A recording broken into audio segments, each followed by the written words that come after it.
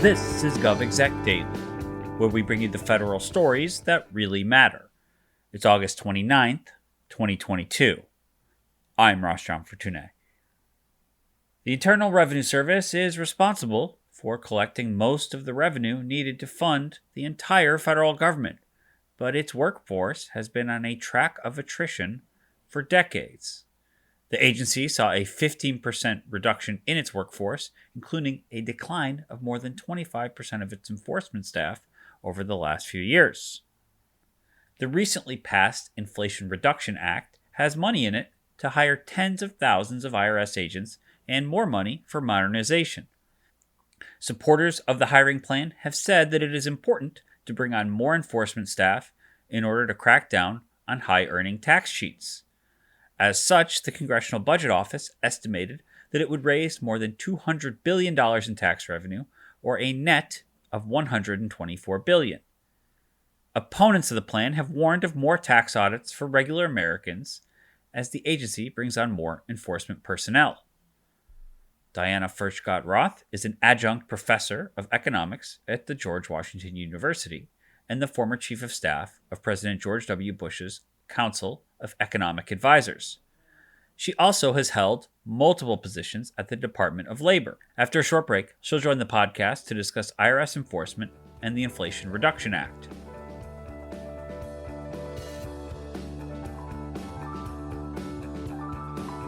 When a shiny new technology pops up, when a newly discovered flaw exploits a bedrock legacy system, when Congress and leadership demand modernization but won't provide more resources, when every update is critical, you need analysis that cuts through the noise to tell you exactly what you need to know. Join the Next Gov team as we speak with relevant federal leaders and experts to break down the science, the tech, the policies, and the people behind the latest emerging technologies. Subscribe in the Apple Store, Google Play, or through your favorite podcast platform to make sure you get the latest critical update.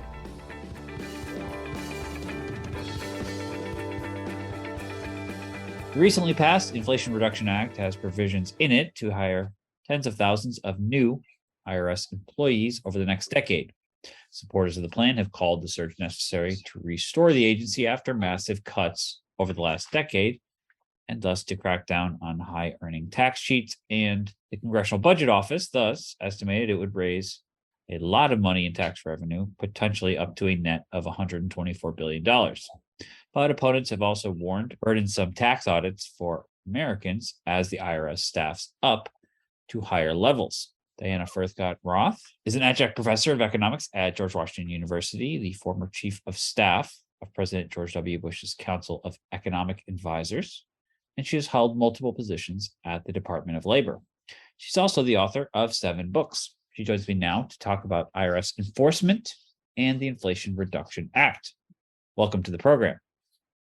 Great to be with you.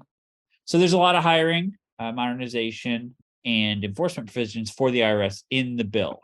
Will a more ample IRS help ameliorate the effects of inflation on government finances and, more importantly, on the finances of Americans? So the way the bill is structured, and I think, it's very interesting to see how they've divided the funds. So there's 80 billion in all. And of that, 46 billion goes to enforcement, which is an increase of about 70%. About 25 billion goes to operations, which is an increase of 53%. Business systems have an increase of 5 billion, which is an increase of 153%. But taxpayer services, that's when you call the IRS for help. That has an increase of only 3 billion, which is an increase of 9%. Of course, only in the government do you say an increase of only 3 billion. $3 billion is a huge amount of money. But still, one would expect that if they wanted to really help the taxpayer, then they would allocate more to taxpayer services in order to help taxpayers comply with the law.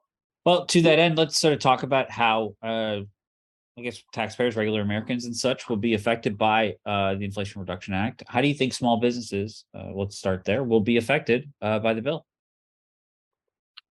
This does give the potential to the IRS to do increasing enforcement, and there are type 1 and type 2 errors. So there's one kind of error where they investigate and they find that additional payments are needed. Then there's another type of error where they investigate and they find that the business is paying what it should be paying. But the second type of error, where they find the business is paying what it should be paying, still results in a lot of work for the business to gather the documents, to get its accountants to redo the preparation, redo the numbers to make sure that everything is correct. So it's definitely going to place a burden on businesses. Similarly, non-business, people who are just employees, whatever. How are they going to be affected by this? Obviously, we want people to pay their taxes, not cheat or screw up. But what is this going to do for the average American, I think? Well, the average American is presumably, according to the Biden administration, according to the administration, the average American is not going to be affected because enforcement, they say, is going to be primarily aimed at upper income taxpayers. But we expect everybody to be affected because they think that they're in danger of getting audited. Still, the share of taxpayers who are going to get audited is relatively small. What would be good would be if the IRS would provide better helplines for taxpayers who actually need help. Most people want to pay their taxes, but the system is so complicated that they think that they can't do it correctly. And in many cases, they can't do it correctly. So they call the IRS for help. But reports have shown that, first of all, they wait a long time on the line. And secondly, the IRS does not give completely accurate information or 100% accurate information. So the amount going to taxpayer services of this 80 billion is only an increase of 9%, compared with an increase of 69% for enforcement. And those should somehow be better aligned, so that when a taxpayer who wants to pay correct amounts of taxes calls the IRS, they should be able to get a reply within a short period of time, not have to wait hours on the phone. And they should also be able to get correct answers. There's a certain amount of talk about modernization that certainly we've covered on the show in general about agencies. That's certainly part of this plan. How do you see that factoring into the customer service side of things? I know you've talked about people talking on the phone, but in general, the web side of things, those kind of portals, how does that factor in as far as your view of how the IRS should be going about this? Ross, IRS enforcement is somewhat difficult because of the fact that the computer systems are very old. The IRS needs a lot of money to modernize its computer systems. There's an increase of around 53% in operations and an increase of 153% in business systems. When IRS agents are trying to get previous returns, or attorneys for the Justice Department who are trying to bring a case against someone, and they ask the IRS for printouts, they get these old computer printouts with stripes on them and little holes on the left that we were all used to back in the 1980s. When a Department of Justice attorney asks the IRS for some old records, this Department of Justice attorney can be told, oh, well, we have them. They're in paper files. They're in trailers in Kentucky. You can go and find them if you want. These are not digitized. So the IRS really needs some help getting into the 21st century with a modern computer system and digitized records. They don't have enough tools for the trade. And I would say that would be a big priority: modernization of the IRS, a modern computer system. I mean, do you think that's something that's a priority? You've worked in the depths of government. Is that something that people take seriously in the bureaucracy? I think that the IRS does take it seriously. The question is, it's hard to get people to work these days. We have almost 11 million unfilled jobs. How soon are they going to be able to get the job done? How soon are they going to be able to modernize their computer system?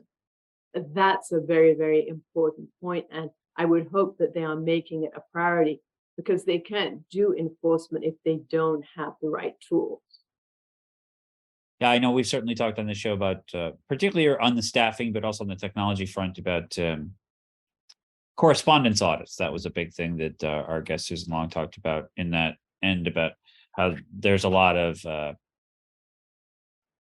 juggling of priorities and staff depending on how they can do things. So a lot of it was the lowest impact stuff, and it ended up hurting. It ended up auditing a lot more lower income taxpayers than people who had more complex tax returns that may be, let's say, not as honest. Now that's a very important point, Ross. And one thing that the IRS needs to do is get its reputation back. President Nixon used the IRS as a form of terrorizing enemies. And in the past, the IRS has been accused of coming down more strongly on some political groups than others. It's imperative that the IRS get its reputation back and moves out of its reputation for targeting people who, whatever administration is, does not like. It has to get a reputation of being completely nonpartisan and treating everybody the same. Yeah, that's certainly something that I know during previous administrations was an issue. We'll sort of end on this. What's your sort of dream scenario for the IRS as far as staffing and funding and modernization? Do you have a sort of way to get non-Inflation Reduction Act, get the agency back on staff? I know you mentioned its reputation, but what else is the IRS need to get itself back to its to a better state?